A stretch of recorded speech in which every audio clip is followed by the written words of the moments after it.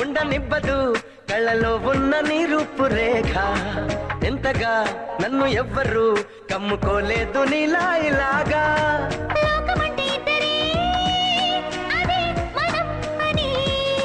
స్వర్గమంటే ఇక్కడే అంటే సరే అని